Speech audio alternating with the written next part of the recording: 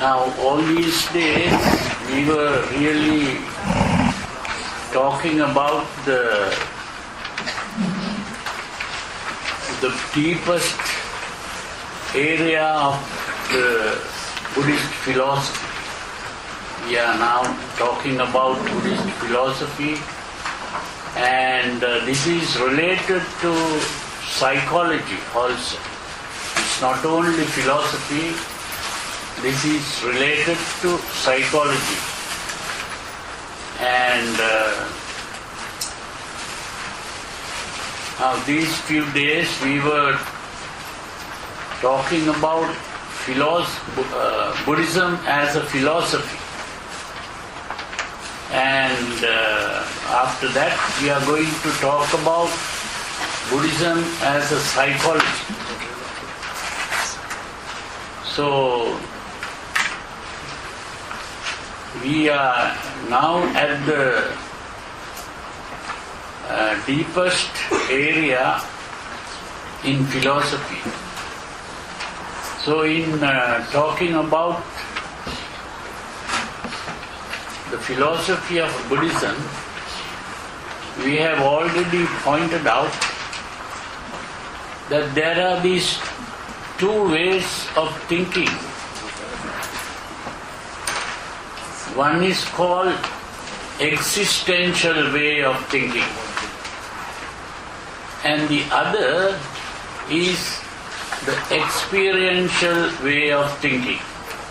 These are two ways of thinking: existential and experiential.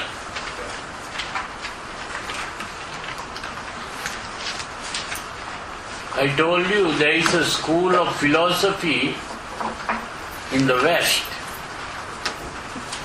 which is called existentialism, and those philosophers are called existentialists.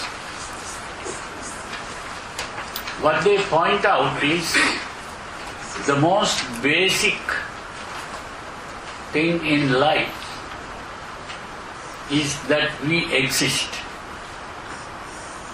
So existence becomes the most basic thing.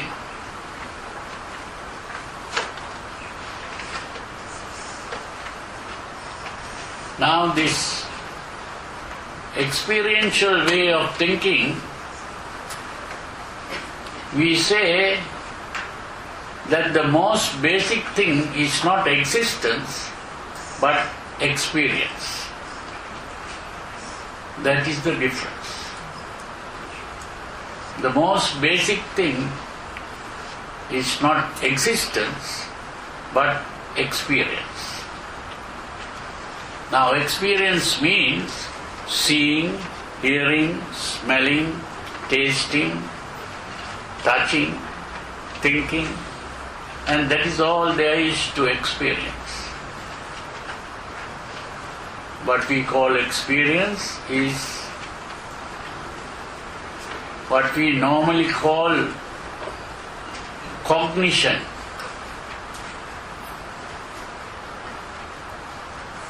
So that experience is also called cognition. Now cognition is a little different from perception. Now seeing, hearing, smelling, tasting, touching, that is perception. But all that is perceived through the senses is carried to the brain, and the brain begins to think and give meaning to what we have perceived. So when the brain begins to give meaning to what we have perceived, that is called cognition. So cognition is also what we call recognition, recognition. Recognition means recognition. That means we recognize things. Now what do we mean by recognizing? Recognizing means, now when I see a clock before me, how do I know that it is a clock? I know that is a clock because I have seen clocks before. If I have never seen a clock before, when I look at this, I won't say this is a clock. So that means recognition. I have cognized the clock before. So this is another cognition, a recognition. That is the recognition. So when we say anything is such and such, we are really recognizing. This is because if I see a chair and say this is a chair, because I have seen chairs before. And everything that we see, we categorize or classify. Everything that is seen, we put into a certain category or class. This is how the modern scientists are able to identify an object. Now, if you have studied botany or zoology, you see that all these different plants and different animals are put into different classes. That is called classifying. Even if you study chemistry, then you find that you are classifying even elements and compounds. You are classifying. So this is how the mind works. Every time we are able to recognize something, this is because we have classified.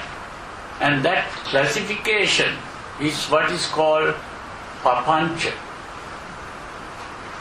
We have a word for that, Pāpañca.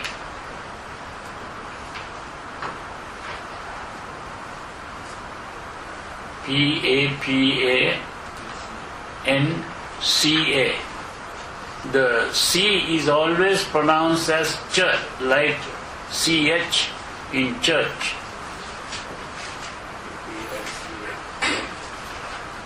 The C is always pronounced as ch in Pali.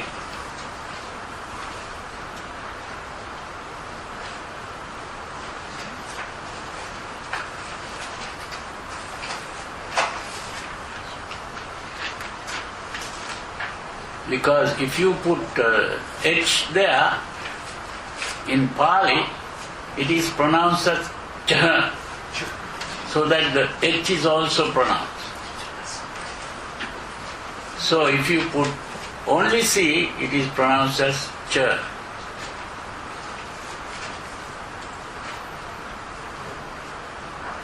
So the important thing is that we have to understand that the Buddha wanted us to see things not as existing, but as an experience.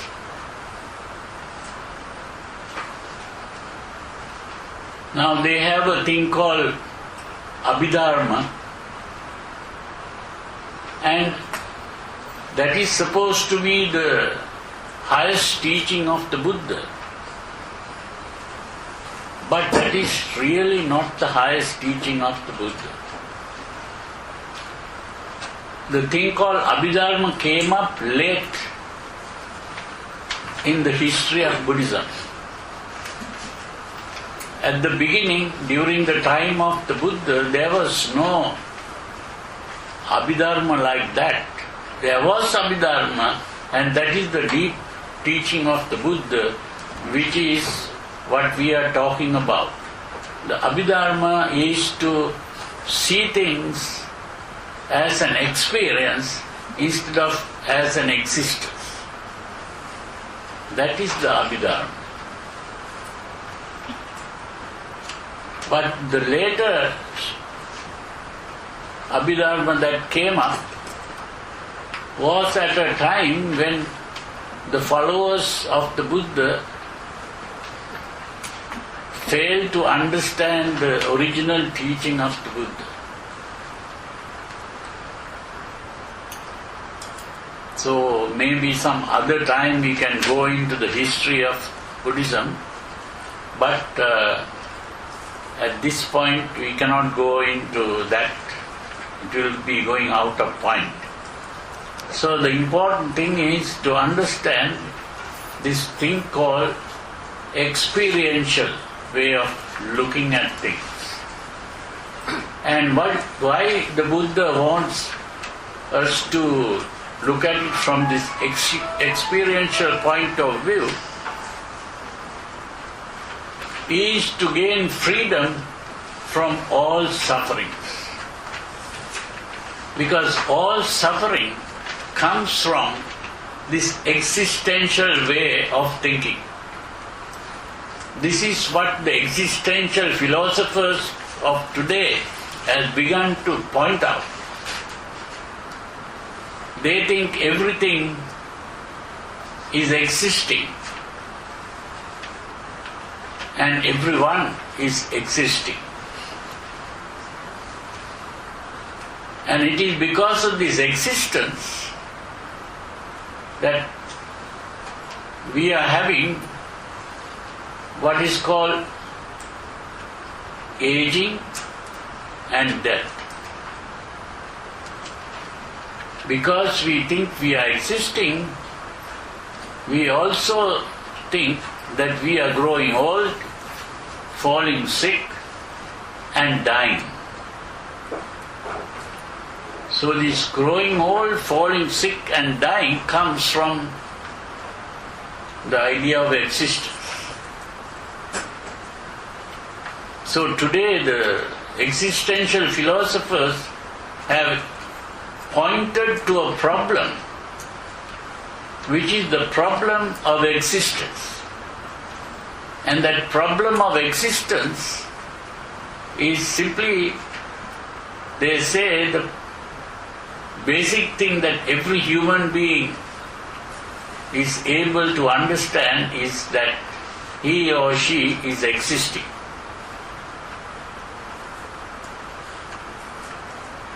And the next thing is that every existing individual is aware that he or she is going to die.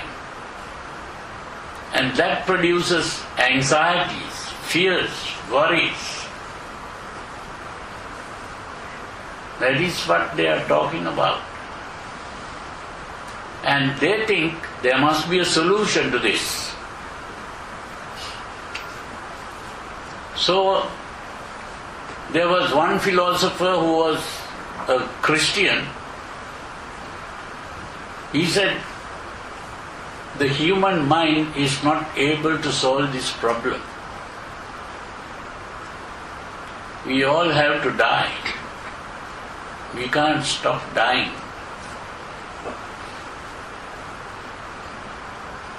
So the only thing that we can do, he was a Christian who really examined rationally the dogmas of Christianity. He examined rationally the dogmas of Christianity, that God created the world and Jesus is the Son of God and all that. And pointed out that that dogma is irrational. There is no rational basis for that dogma.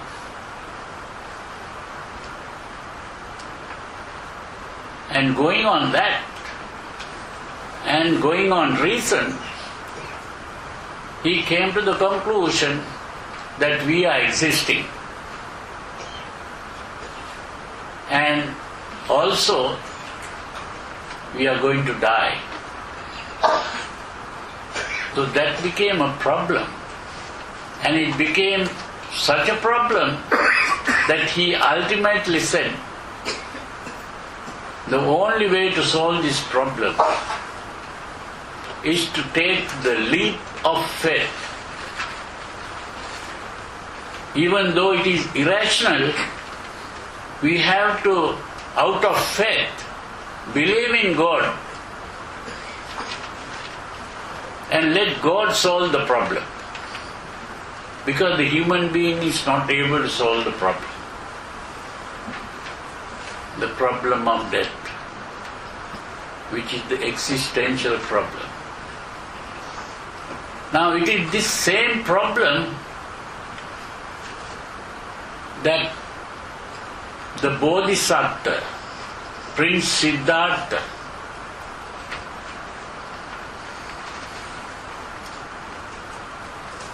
came to solve. What is the problem? He saw an old man, a sick man, a dead corpse, and he saw the problem. Now, every one of us see this problem, but we try to ignore it and to run away from that reality that we see into a fantasy. The fantasy is, oh, when we die, we can go to heaven, where there is no death and there is no suffering. We will be happy ever after. So that is a good escape from the reality of death. That is an escape from the reality of death into a fantasy or an illusion.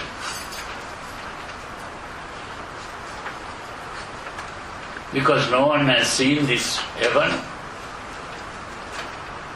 they just believe.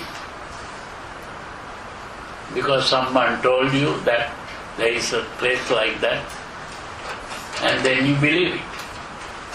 And that gives you satisfaction. But that is only a satisfaction, like what is called a placebo.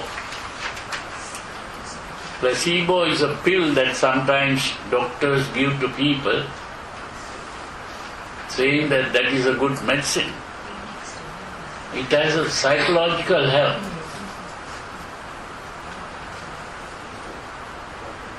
So instead of going after these fantasy and placebos, the Buddha wanted to really solve the problem, not the Buddha, Prince Siddhartha.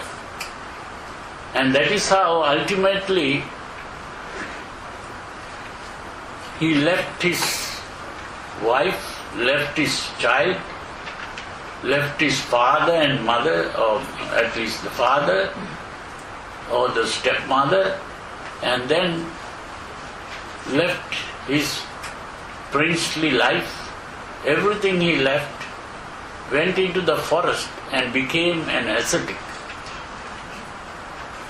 And then he learned meditation from all the gurus at that time,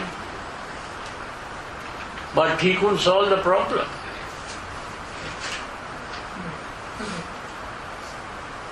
He tried asceticism, that also couldn't solve the problem. And then he went on his own. It is only through self-reliance, instead of depending on other people, he became a self-reliant individual. And it is through this self-reliance what he really did was, he just relaxed and calmed his mind. It is through this relaxation and calming the mind that he entered the first jhana, which is the first ecstasy. Now, ecstasy means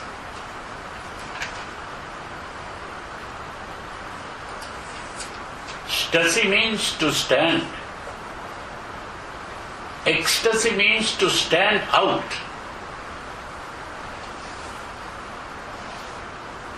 So ecstasy means standing out. That means standing out of the normal world.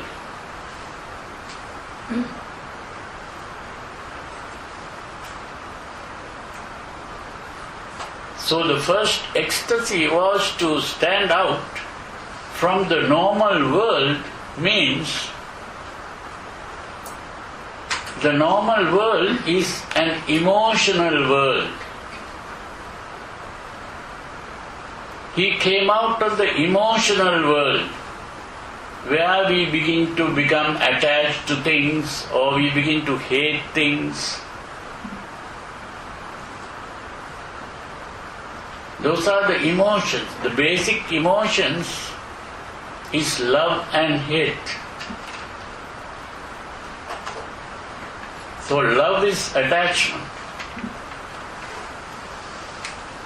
And this love and hate is an emotion. They are both emotions. That is what the Buddha called lobha and dosa.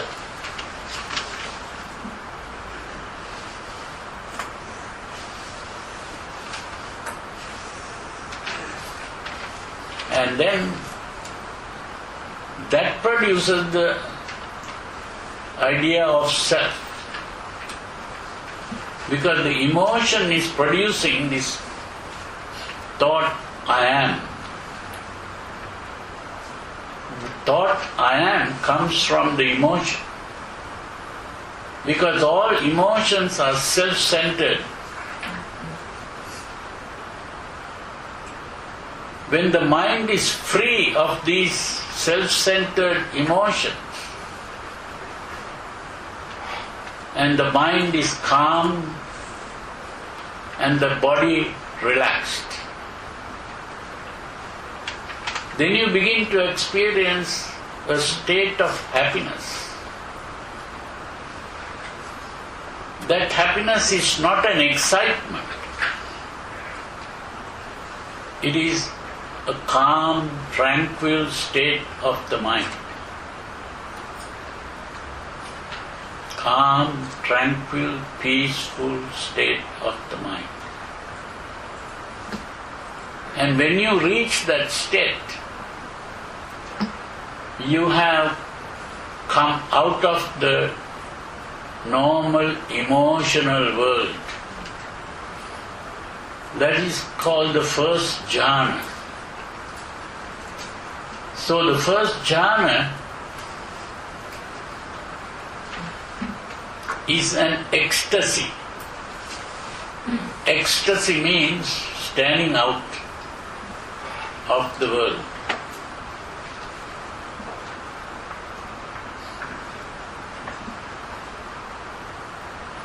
So then, from that state, he entered the second jhana. That means he stood out of the first jhana and entered the second jhana. Because in the first jhana there is thinking. So he stopped the thinking also. He entered the second jhana is to stop thinking.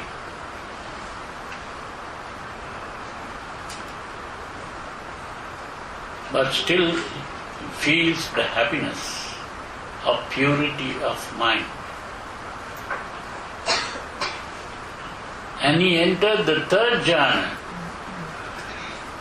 where even that experience of happiness disappeared. That doesn't mean that he became unhappy. He experienced a feeling which is neither happy nor unhappy. It is a peaceful state of the mind, free from any excitement. And then he entered the fourth jhana,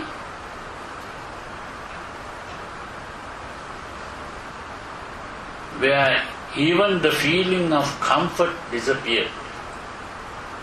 That doesn't mean that he began to feel uncomfortable. It is a state where there is neither comfort nor discomfort. It is the complete tranquility of mind. That was the fourth jhana, the fourth ecstasy. Now every ecstasy is a standing out.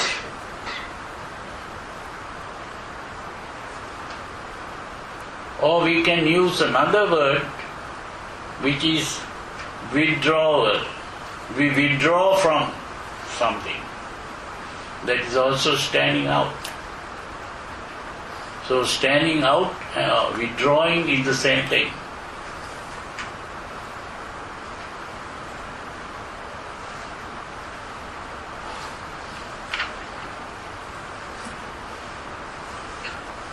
Now in that state, he went beyond that state.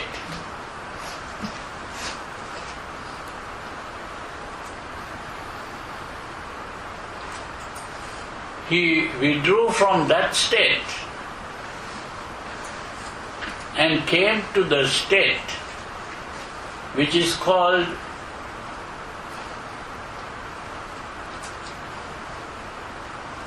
infinite space.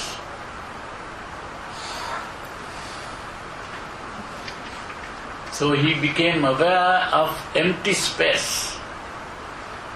There were no objects to be seen.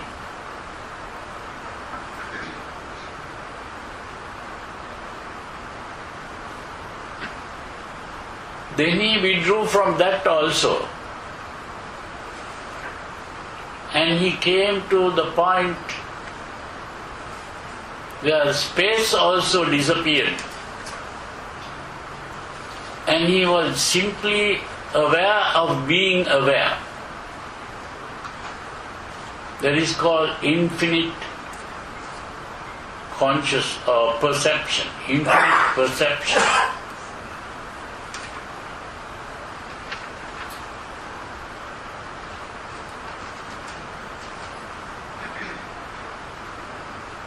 You are aware of the perception, process of perception. You are not aware of the object that is perceived. You are aware of the process of perception.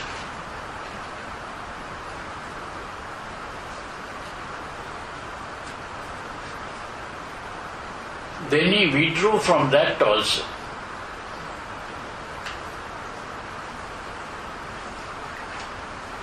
And then he was aware of nothing.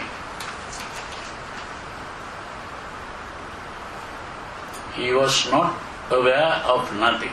He was aware of nothing. He is not aware of anything.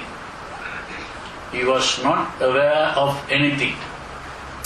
He was aware of nothing.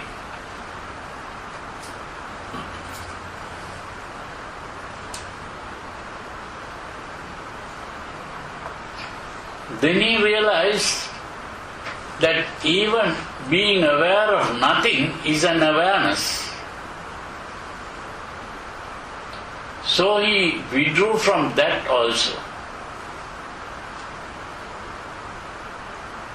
So he withdrew from being aware of nothing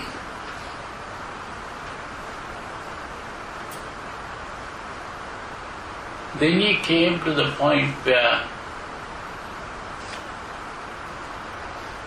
it was neither awareness nor not awareness. You can't even say that you are aware, and you can't say that you are not aware.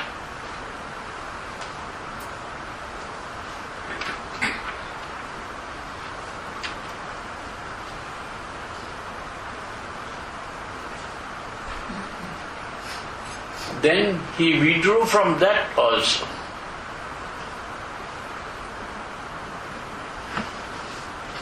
And then all sensation,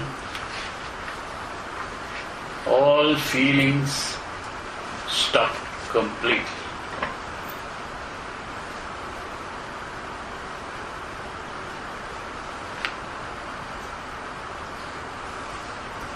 So there was no awareness of anything after that.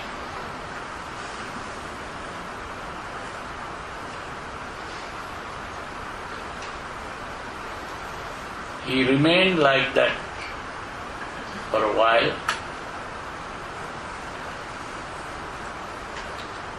Then again he came back. He came back to that state where there was neither awareness nor no awareness. From there he came back to the awareness of nothing.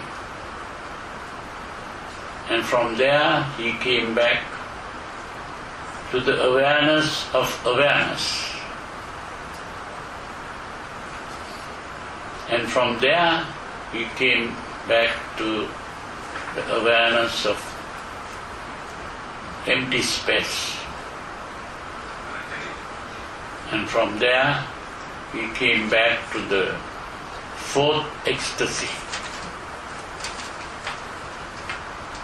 then to the third ecstasy, then to the second ecstasy, then to the first ecstasy.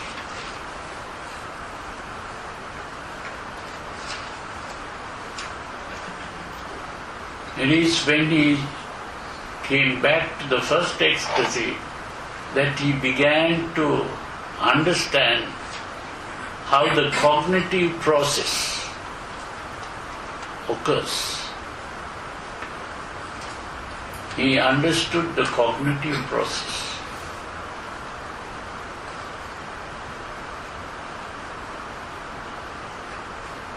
That it is from a state of knowing nothing, the mental process began. From a state of knowing nothing, the mental process began.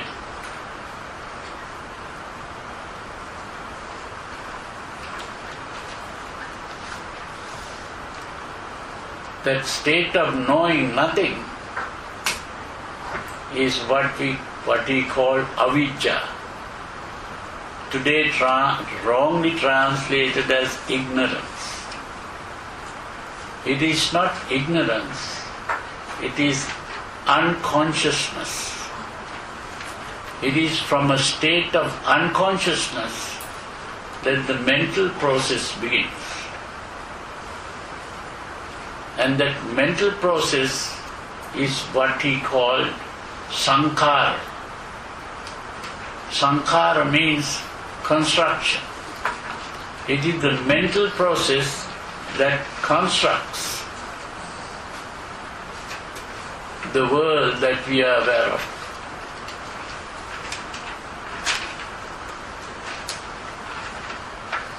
That is the construction.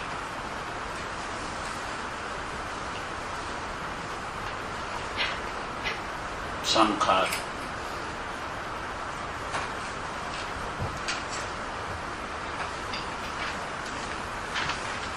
And then this process of construction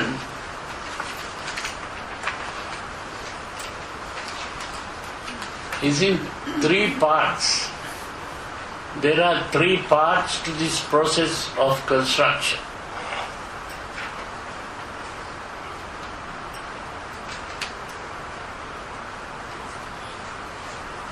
Which he called the physical construction, the bodily or physical construction, the verbal construction, constructing in words, and mental construction.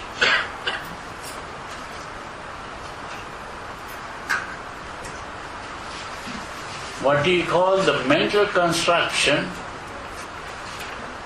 was Vedana and Sanya. Vedana was the feeling and Sanya was sensation. The feeling and the sensation, that was the mental part of the construction.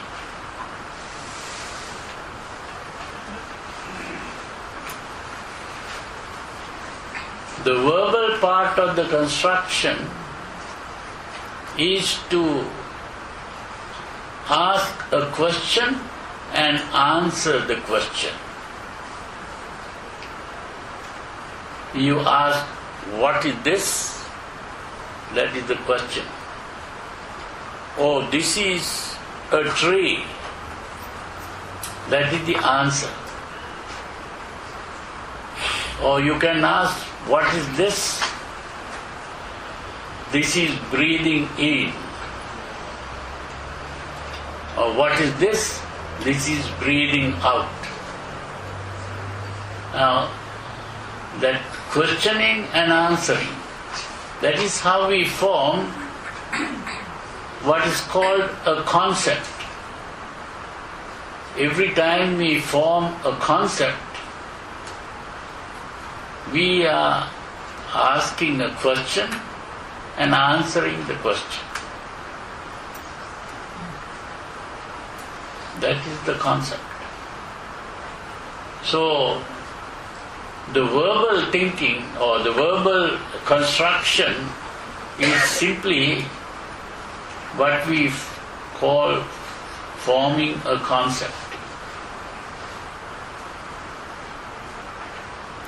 A concept is formed out of words and sentences. So that is a verbal construct. And the physical construct is simply breathing in and breathing out. Breathing in and breathing out is the physical activity that is going on.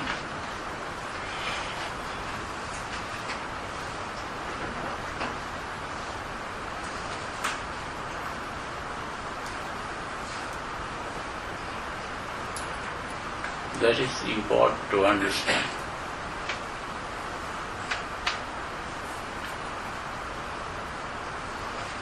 The most basic physical activity is breathing in and breathing out. Or even if we stop all the other activities, still there is breathing in and breathing out. That is the physical activity that remains. If we stop all the other activities, breathing in and breathing out will be going on. That is the most basic physical activity. So, these are the three parts of the process of construction.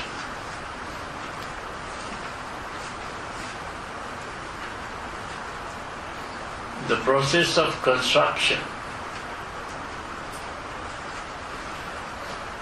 is physical, verbal and mental.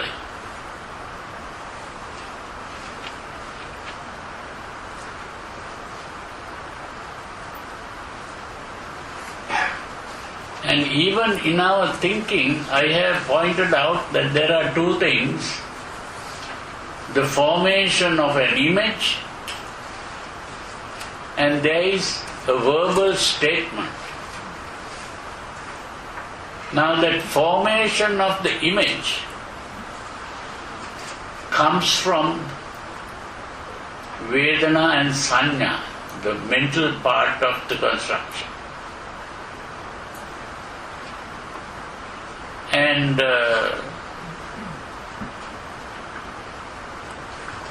making a sentence comes from that verbal part of the construction.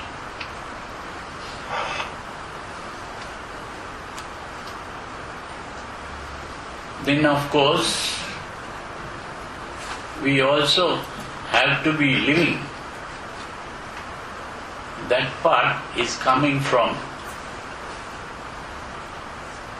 the breathing in and breathing out. So you see, in this process of construction, the four parts, the three parts were pointed out, and that is what is called sankhara. Sankhara is construction.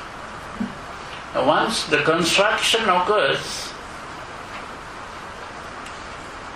there is what is called perception. We begin to perceive different objects, because all those objects that we have perceived are constructs. Constructs from the feelings and the sensations, and then we begin to form concepts about it, and that is how an object is constructed. And these objects are constructed by the process of perception. So once we have constructed the objects, we call it perception. We have perceived something.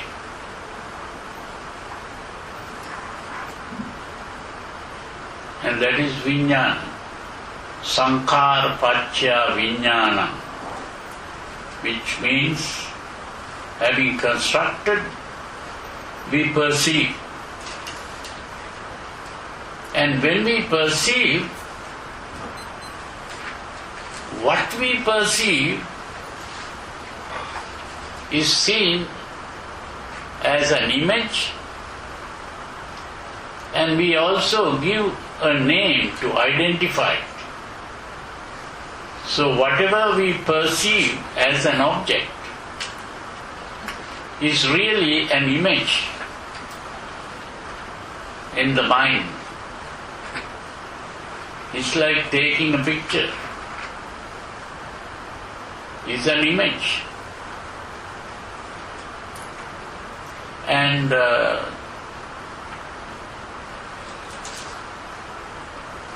we have an image, and we also have a name for it.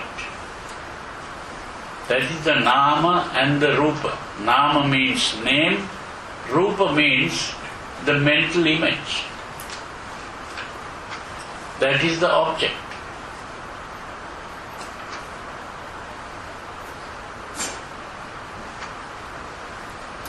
So that is why I call it the identity and the entity. The entity is what has been identified. The naming is the identity. The name given to an object is the identity. And the identity identifies an object. And that is the entity.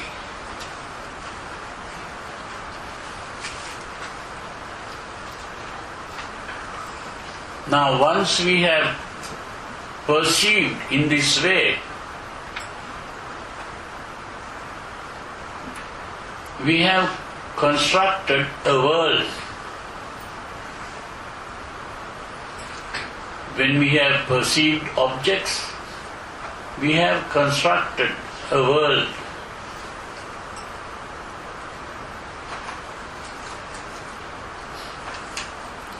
But we have not really constructed the thing called a world. We have only put together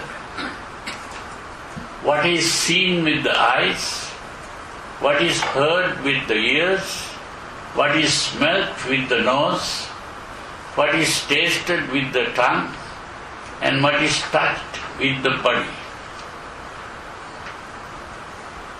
All that put together is what we call the world.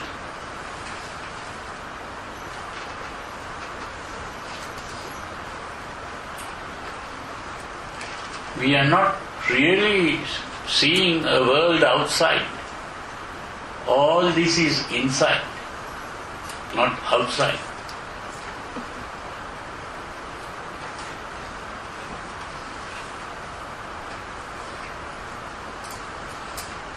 There are no real objects in the world. These are subjective experiences. But we think there are objects in the world. But that is only a concept, which is also inside, not outside.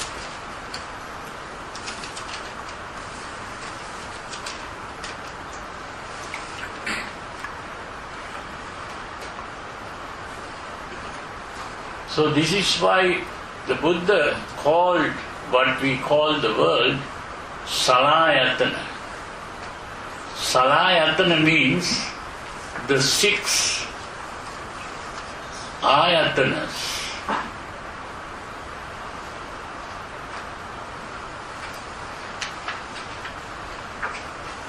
What is an ayatana?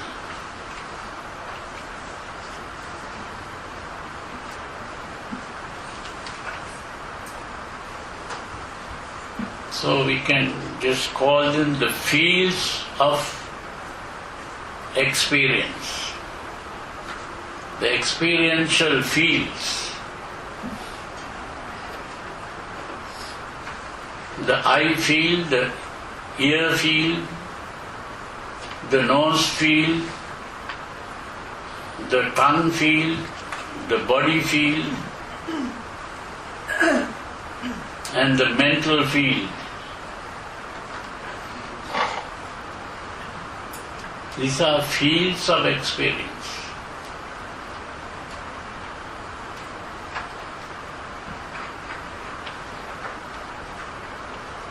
That is all. There is no other word to talk about. And this whole field of experience, when it arises, that is what we call an experience. That is what we call an experience. So an experience is the experience of a world.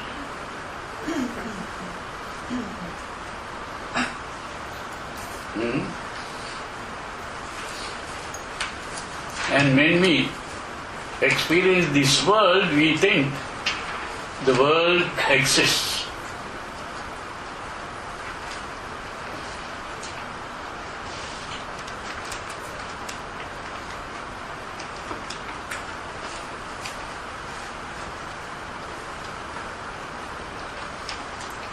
But there is another thing that happens after this. This is really the end of the cognitive experience. Cognitive experience is we have cognized the world.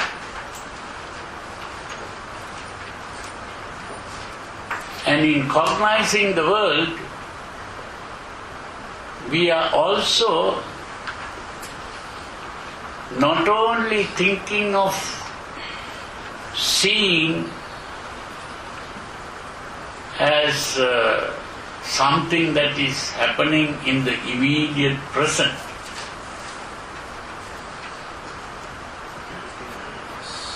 We also have a thing called a memory. Because we have been categorizing all these things that we have seen in the form of a memory. And because we have categorized, we are able to what we call recognize things. So we are able to recognize by bringing the past into the present. We are not bringing the past into the present, really, because we can never bring the past into the present, because the past is gone, finished.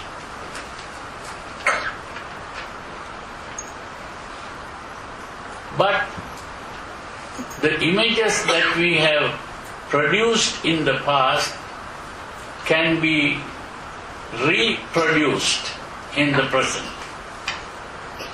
So it is a reproduction of the images that we have seen in the past. It is not bringing the past into the present. It is a reproduction of the past in the present.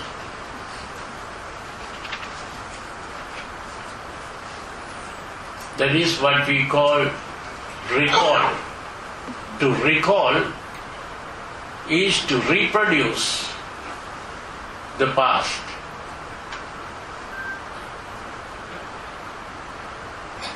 This ability is what we call memory.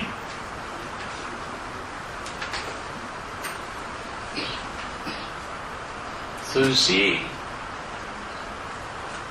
but at this point,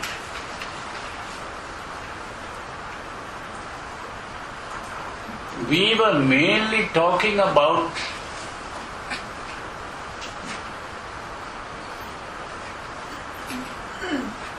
perception, the sensation. Now we spoke about two things that were the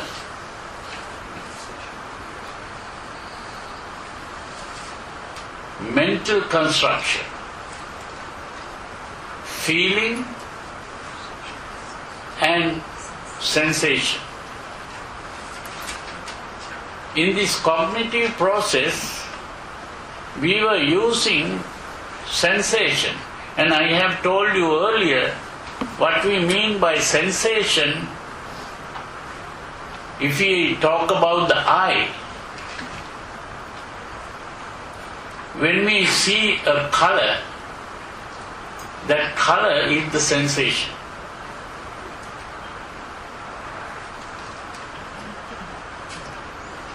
And if we say the color is beautiful, that is a feeling, Vedana. So we made use of only the color in this process of cognition up to this point. We didn't do anything about the feeling of beauty or ugliness. Now we begin to talk about that feeling. What happens with the feeling? So that is why here the Buddha says that experience was called Passa, and now says Passa Paccha Vedana. Vedana is the feeling. And that feeling is of three kinds. A pleasant feeling, unpleasant feeling, or a neutral feeling, which is neither pleasant nor unpleasant. The neutral feeling. And that neutral feeling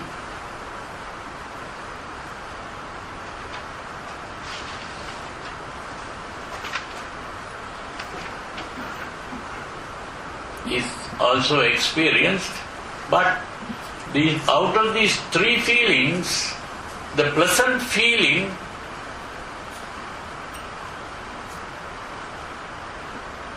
results in a desire for the pleasant feeling. We begin to like the pleasant feeling. And the unpleasant feeling, we hate the unpleasant feeling.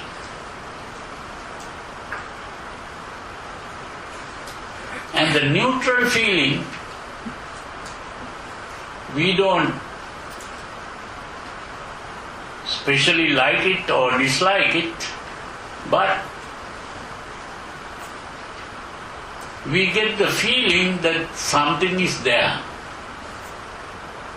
The neutral feeling only makes us think something is there. Now, something is there means bhava, means existence. That is where the idea of existence comes into being. Something is there, means existence. So when the existence comes, we are aware of something existing, we are aware of liking and disliking, and that is a reaction to the sensation, which is emotional. That is where the emotion begins. The emotional reaction to the pleasant, the unpleasant, and the neutral.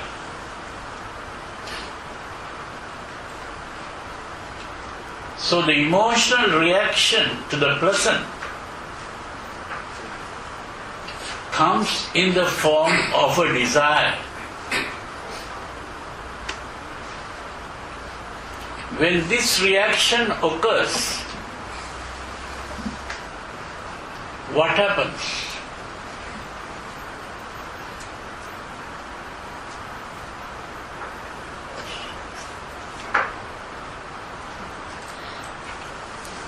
A very important thing happens at this point.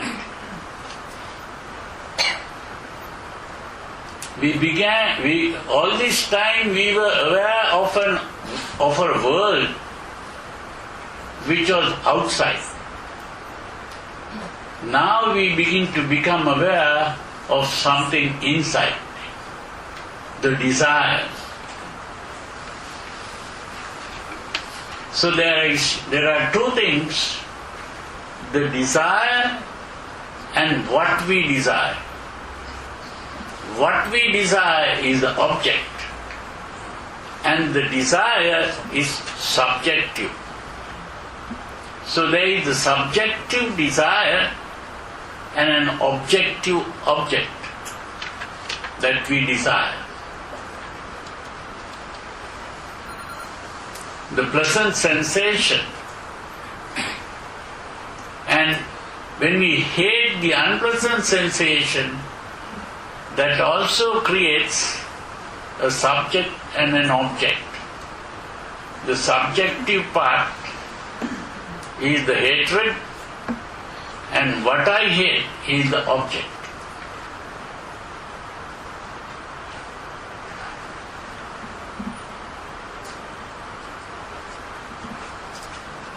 Then when we think of existence,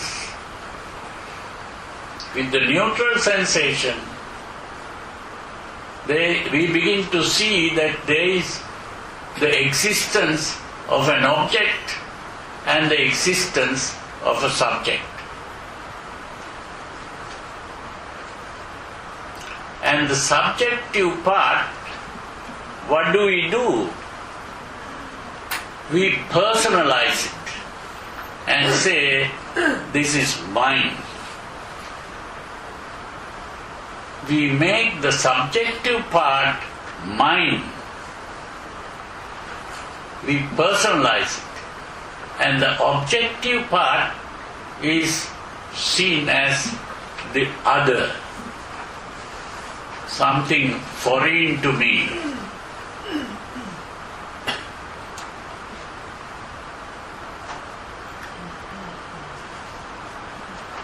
Now, regarding something as foreign, we have an English word for that called alienation.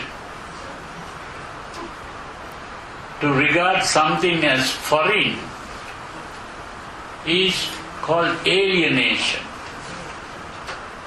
And to regard something as mine is called personalization. So we personalize the subjective and alienate the objective.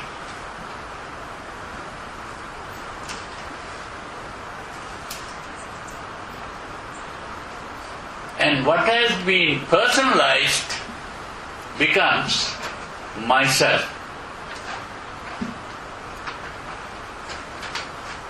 We personalize the body, we personalize the sensations as feelings, we personalize the emotion that come up in the form of a desire or hatred, we personalize the thoughts that think,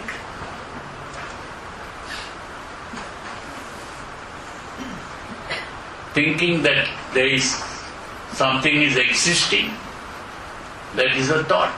We personalize that also.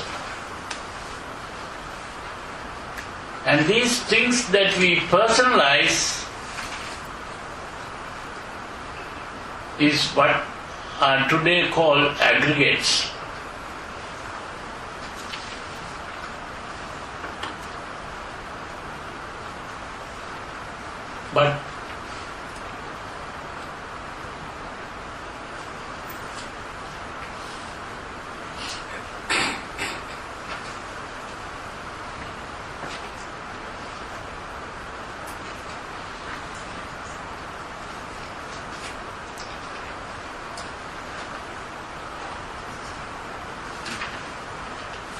But these are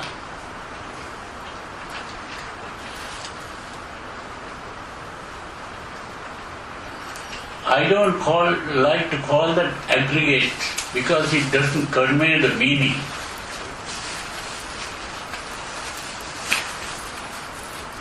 Because what we have done is we have been accumulating things from the past. You see, accumulating, collecting. We can call it collections instead of aggregates. Or we could also call them the cumulatives.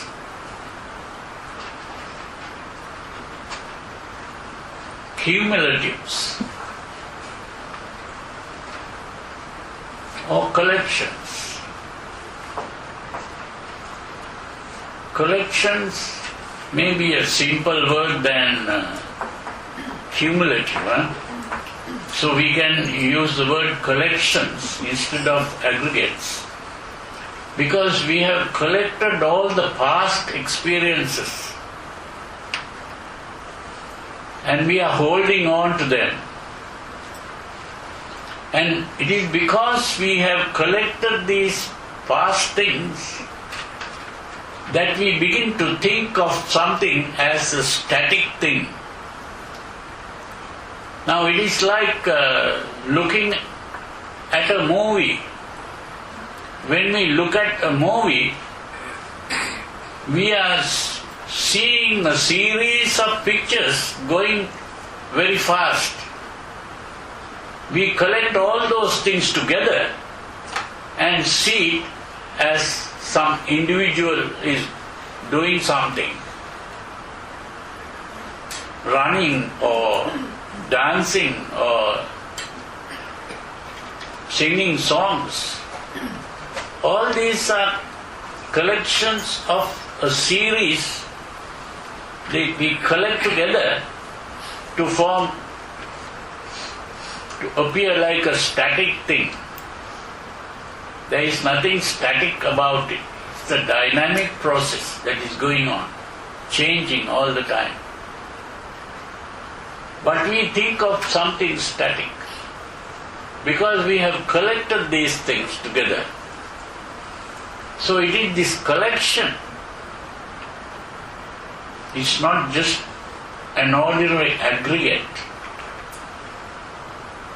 It's a collection of things that are coming and going all the time.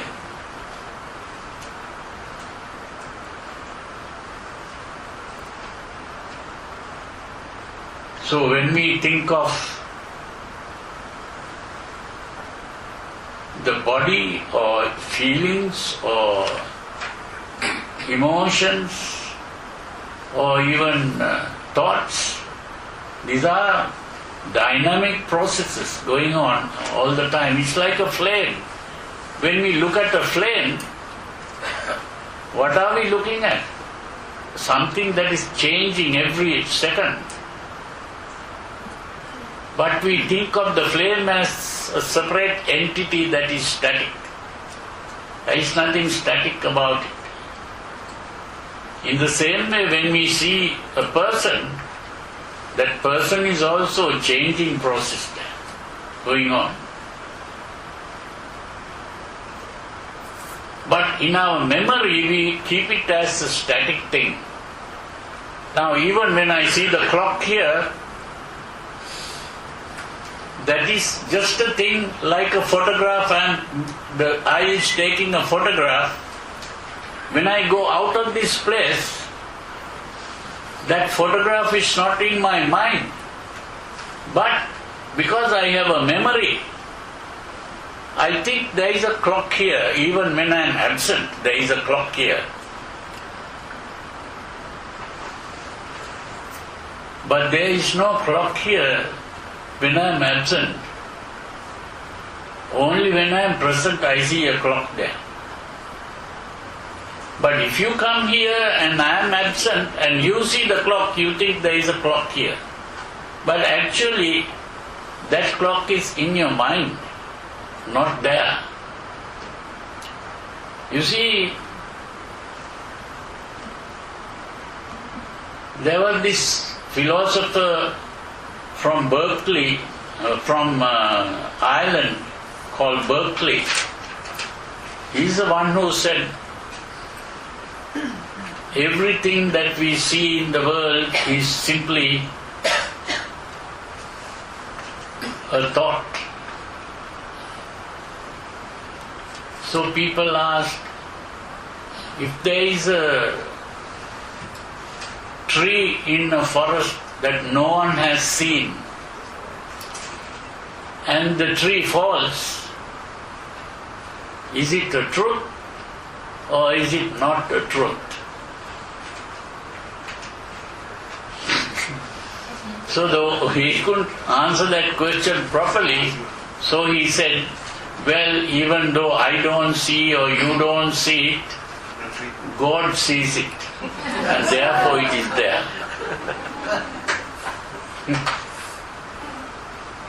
But the point is that it doesn't exist if you have not seen it. Existence is only in your mind. It's only a thought. Now this is something very difficult to understand because we have been used to thinking in terms of existence. But there is only experience going on. This is the experiential way of thinking. So you see,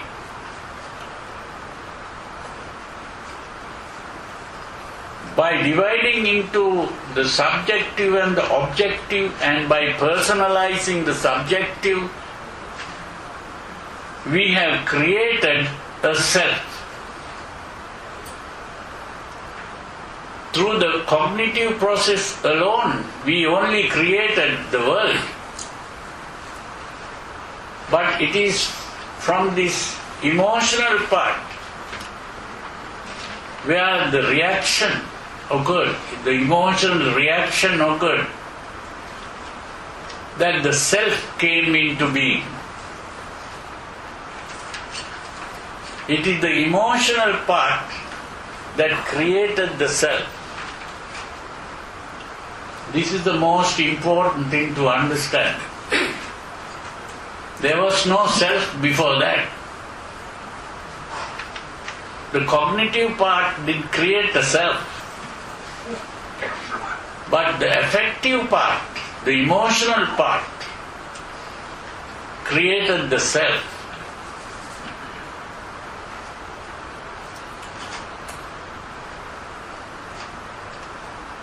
When the emotion came, there was the subjective and the objective, and the subjective was personalized, and what was personalized became the self. The self came into existence. When the self came into existence, the self is something that occupies space and time.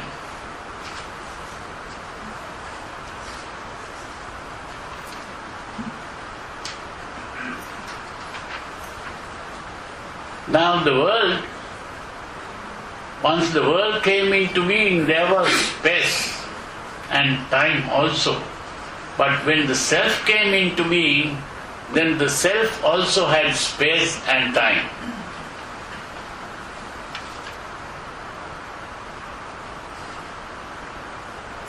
And when the time comes into being, we think of a past, present, and future of the self. Now what is the self that we have created?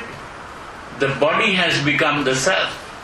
And it is in this body that we have the feelings, the emotions, and the thoughts are supposed to be inside the body. So body is the main thing there to be seen. And this body has a past, a present, and a future. And what is the past of the body?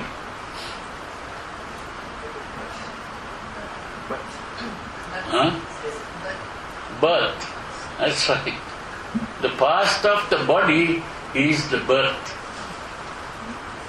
And the future of the body? Death. And in between the past and the present? Aging process. So there is the past of the self, the present of the self, and the future of the self. Birth, aging, and death. Now the body was made the self. Now the self came into being, and then only after that birth came into being.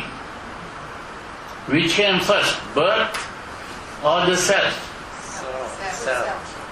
Self came into being first, and then came the birth. This is why the Buddha said, Bhava Pacchya Jati. Bhava means the self coming into being. And then from there came birth. Now normally people think, I was first born and only after that I came into being. Isn't that so? But the fact is, I came into being first and then I was born. You understand the difference? Huh? What's that? What do you repeat? To repeat. Huh? She asked for a repetition Repetition. for that statement. Last statement. Normally people think Born first. that you are born first and then you come into being. Because you are referring to the body. You are not referring to the self. The body was born first and the body came into being after birth. But not the self. Who is the self? The self came into being by Personalized. personalizing the body. But before the body is there, how could it be a self personalizing the body? If the What's self that? came first, if the self came first, Yeah. how could be the self be personalizing the body which came later? Well, the personalizing came first because of the emotional reaction to sensation. Then only after personalizing, the self came into being. Very confusing. You see the body, before the birth, there's no body. Before the birth of a child, there's a self. So who is this self? What's the difference between this self and this body? No. The thing is, you are still thinking in terms of the body. Before birth, The body is not yourself. This is the first thing to understand. The body is there, but the body is not yourself.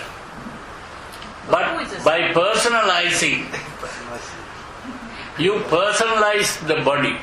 But before one is born, how can one personalize anything?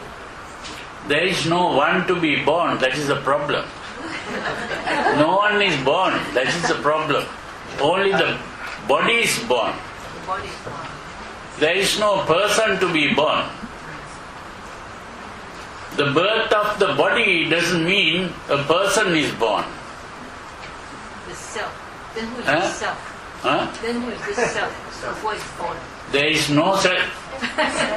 Only a body is born. So there is no self, no birth, no sickness, no death, old age, no death then. If there's no self. If there is no self, there is no birth, there is no aging, there is no death. That's right. If you accept that, you are an arahant now.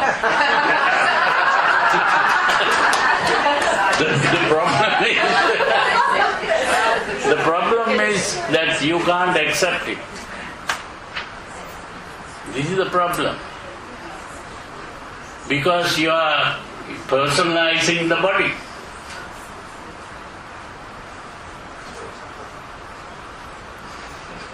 Yeah? You said that personalization is a reaction to emotion. Reaction to the emotion, yeah.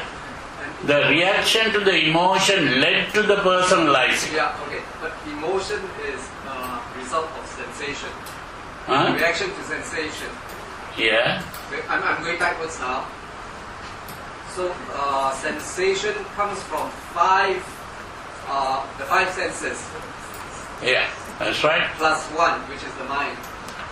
Now the five senses are actually the body. That's right. So if the body was not there, how could you have said? No, body is there. Only thing is the body didn't become the self. Yeah, but if the body wasn't, how would you sense What? If your body is not born Bhante, yet, Bhante, can you ask him to use the mic? What's that? It's recorded. Huh? What's that? No, he must use the mic. Casey, can you use the mic, please? So we can hear what you're Yeah. Mike. okay. If your body is not born, then you don't have the five senses to receive any sensation. Yeah. So how can you react to those sensations in order for emotions to arise and personalization to arise? I didn't say the body was not born. You have to understand that what I said was the self was born.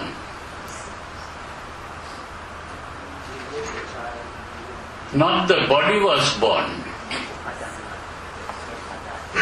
It is only when the self came into being that the birth of the body became the birth of the self.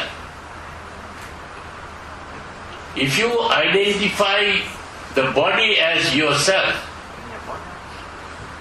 only then that the birth of the body becomes your birth. Is that correct? If you didn't identify the body as yourself,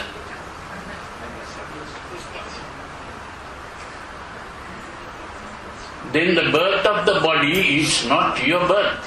So that's something like a retrospective birth? You are still thinking of the body as yourself. This is the problem. As long as you think the body is yourself, then you will never understand this. You have to drop that. The self is separate from the body. The self is only a concept that was formed by personalizing. It is the emotion that produced the concept of self. Yeah? Sorry to intervene. Can I rephrase the same thing again? Remember Yeah. last week we saw a small child, baby, unable to recognize the self and thinking everything is food. Is it you're talking at that level? You are talking Remember- about the baby. Remember last week we saw a small child. The distinguishing a small baby and a grown-up child, little bit 1 year old and then 6 months old. Yeah. The 6 months old cannot recognize the self. Is that you're trying to explain? Remember 6 months old, see they cannot recognize what is food, what is dirt. Yeah, but we didn't talk about the self there. No. You are trying to confuse. Now the important thing is to recognize, start with the assumption that there was a body and it was the activity of the body that we call the mind. There is a body and the activity of the body is what we call the mind. Now we say Prince Siddhartha was born. Now this is all the discovery of Prince Siddhartha. Now he was born, and when we say he was born, we are saying that the body of Prince Siddhartha was his self. We have to give up that assumption. We just go by simply the body of Siddhartha was able to see the old man, the sick man and the corpse. And then that body decided that that problem must be solved. And so what he did was, we also have to understand that what we call the mind is an activity of the body. And that activity was gradually stopped. first the emotional part was dropped and you entered the first jhana. That was the first ecstasy, standing out. Means the emotional part was dropped. Then there was only what is called the cognitive part. And that cognitive part was gradually reduced. And gradually reduced, and ultimately that also came to a stop. And at that point there was no consciousness of any kind. And then again he started the cognitive process. And as he started the cognitive process, gradually he began to understand how the cognitive process is working. And that cognitive process stopped at the experience which I call passa. And from passa, the sensation. At that point there was the sensation, and it is from the sensation that the reaction to the sensation occurred. Still, we are not talking about a self, we are only talking about a body. And the activity of the body which is called the mind. We are not talking about a self there. Now, when the sensation came, there was the reaction to the sensation, and that is how there was a division into subjective and objective. The objective was regarded as external, and the subjective was taken to be mind. And when the subjective was taken to be mind, then the subjective part became the self. And now, because the body was personalized in this way, the birth of the body became my birth. You understand? So, I came into being first, and then I was born. You understand? It takes time for them to think. Huh? It takes time. What? It takes time for them to think. Yeah. Sorry. Can I rephrase it? Replace it. Rephrase it. Uh-huh. Due to ego, the self is born. There is no ego. The self and the ego is the same thing.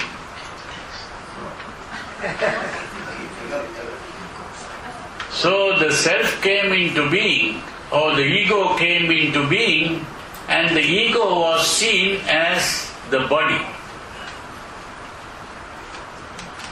So the ego had no birth other than personalizing. It's the personalizing that created the self.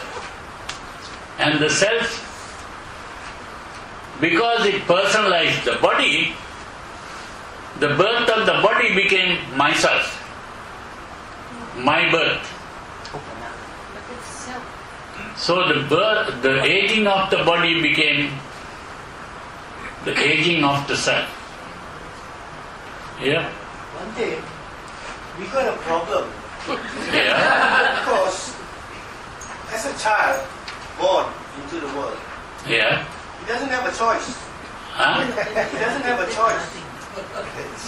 Doesn't have a choice. Yeah, when the child is born into the world, he's dependent on his parents to nurture him and give him experience.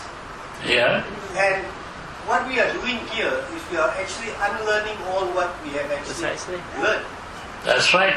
See, and the child going up through the motions in whatever faith, whatever belief, is actually prone to the parents' dogmas. Oh yes. So what the child goes through is the child goes through a series of experience and collective objectivities which is going to give him his world. Yeah. That's right. Which is no fault of the child. No fault of the child, but that's another part. I don't want to.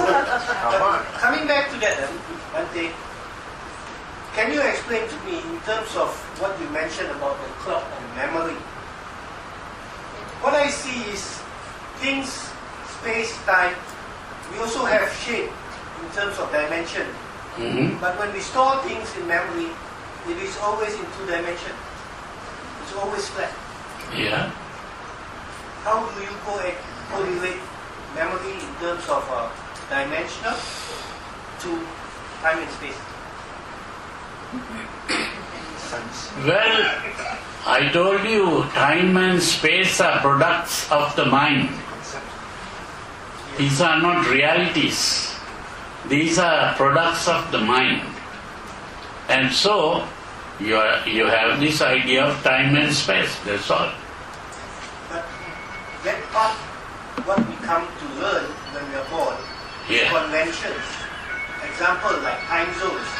When you are in Canada, you Yeah. are on a different time zone. Mm. When you are here in Malaysia, we are in different time zone. It's something which we have agreed in terms of a standard. People have come to accept this as a standard for Yeah. convenience. Mhm. Now, these are the things which we are actually taught, and for us to come to this realization, we need to let go of all these things. Oh yes. I had my case.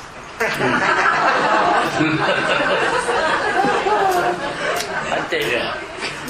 I think to answer to his question, to simplify it about the child creating the world, I think Bhante has used an example of the onion. So every moment, since the moment you are born, you create the world. It's an existence. It's every time you create is a layer of the onion. So the onion becomes bigger and bigger every moment to moment. Sankara, the construction goes on. But this sankara is an illusion, as Bhante says.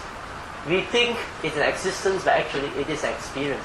So eventually when you see experience, a process of experience, rather than the process of existence, this onion drops off bit by bit. Eventually it is hollow. And I think that explains Shunyata in the Mahayana sense. Bhante, is it?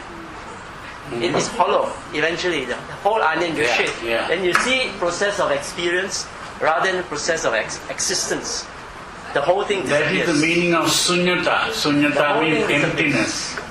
It's empty. All these concepts are really empty. Does it mean that we come to a state of non-existence? That's right. You strip it off. There's nothing left. No, you have to see it from this experiential point of view. This is the thing. These are 2 points of view, 2 ways of looking at things. The existential way and the experiential way. So when we look at this whole thing as simply an experience, existence is what we normally experience. But you were talking about the third jhana. Yeah. When one attains the third jhana, am I correct in saying there is no more existence? There was no more existence already. Okay. Why do you say when you come to the third jhana, no more existence? When a mind has reached the third jhana, the mind only exists, but he doesn't exist in reality. No. This is only a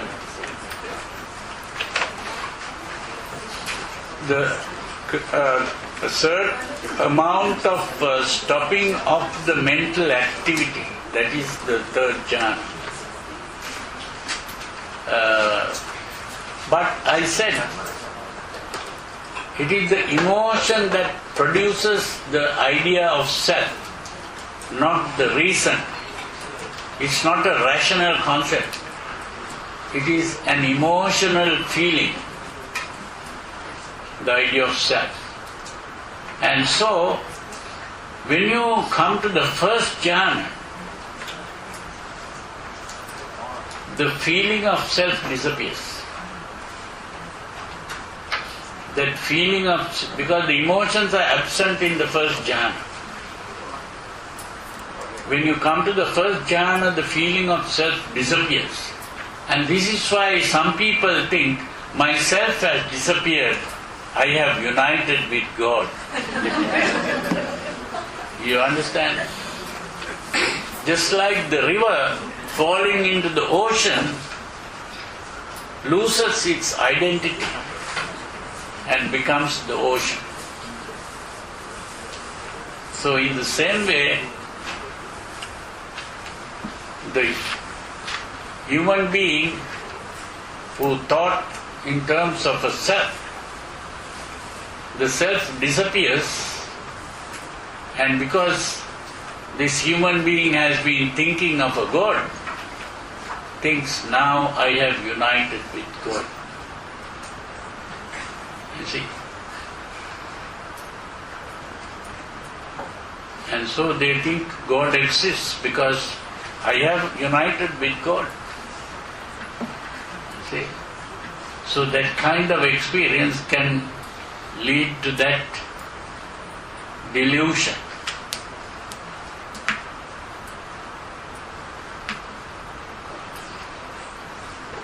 But if you have started understanding that there is no such thing as a God or even a self, then with that knowledge you enter the first jhana, you can become a sotapanna by entering that first jhana. The stream entry, yeah. The idea of self completely disappears at the Arahant stage or the Sotapanna stage. There's still a tinkling of self, isn't it? Until the Arahant stage. No, the thing is, at that moment when you are in the first jhana, you are not aware of a self. But that person comes out of the jhana, There's a self. then again the self comes into being.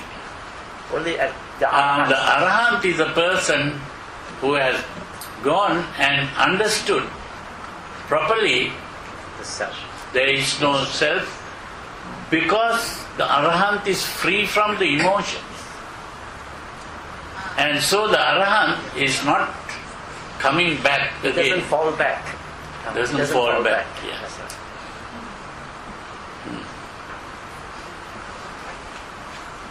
So that one day, Hmm. the self is something like an unresolved emotions, a pack of, a ball of unresolved emotions. Well, I don't want to use that word unresolved. It's not a person Huh? yet. Huh? It's not a person yet. So the thing that comes in, Yeah. I said it's not a body. It's an emotion. It's a Yeah. kind of ball of emotion. The emotion that unresolved has not problems. disappeared. Yes, it wants to come in and try to to solve the whole thing, doesn't come back again and again and again. There's something like a cycle of samsara, isn't it? You have a problem, you can't solve it today, we think I'll solve it tomorrow. Never mind, this life is over, I solve it. I try to get it off, But then when it comes up again, there's another bundle of things waiting for them. And then they forget the way again, and they go, so I said that's why people come back, and that is a self. But when it really understands the whole thing, the self disappears. So the self is not the body is not the self. Yeah. You are enlightened now.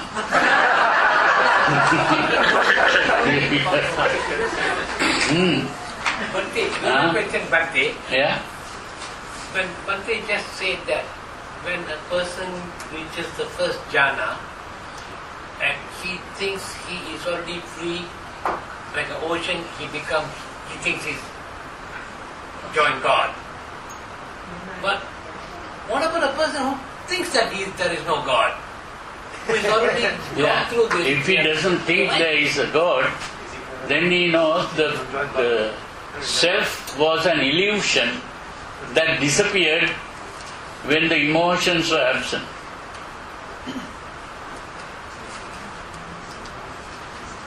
the self was an illusion I had, but it disappeared when the emotions were absent. But when he came out of it, it appeared again, Self. because the emotions came up.